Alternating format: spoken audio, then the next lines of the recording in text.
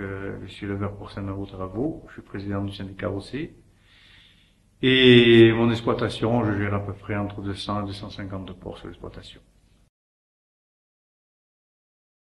Bon, mais le cahier des charges AOC, il y a rien de spécial, on n'a rien inventé, hein.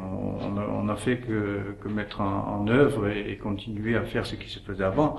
Bon, au départ, ce qu'il a fallu pour avoir cette AOC, c'est remettre la race sur rail, c'est-à-dire on a reconnu la race de porc corse, la race de porc mustral, donc qui s'appelle aujourd'hui. Donc l'obligation d'avoir des porcs corse. Pourquoi? C'est parce qu'au niveau du porc corse, la matière première est bien meilleure que toutes ces races qu'on a aujourd'hui, tous ces croisements qui ont été faits.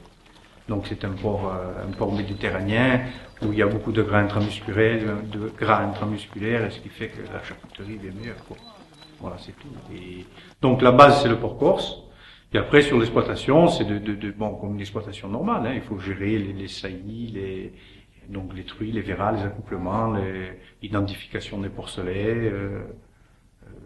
Bon, il n'y a rien de très compliqué, hein. Bon, et surtout c'est la finition, quoi.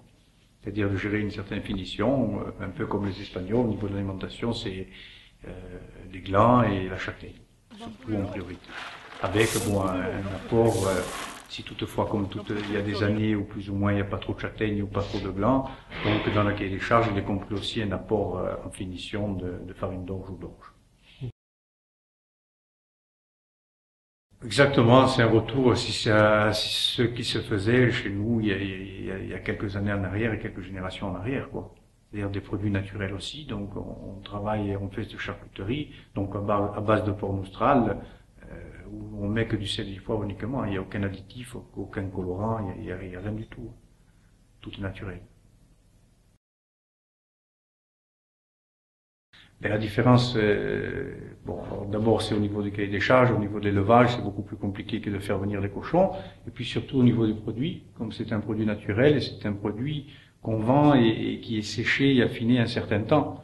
Donc c'est-à-dire qu'aujourd'hui, pour vendre une cope, pour avoir une cope ou un lonze mûr, il faut compter quand même entre 6 et 7 mois, 6, 7 mois, voire 8 mois, tout dépend de la grosseur de la cope. Un saucisson, c'est pareil, il faut compter 6 mois pour le mettre à la vente, pour qu'il soit bien affiné, qu'il soit sec et affiné.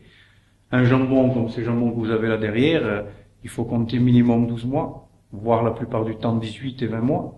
Donc, c'est-à-dire qu'il y a beaucoup d'immobilisation au niveau des stocks et il faut de la trésorerie et c'est pour ça que ces produits, c'est des produits qui se vendent un peu plus cher que les produits qu'on peut trouver industriels sur le marché.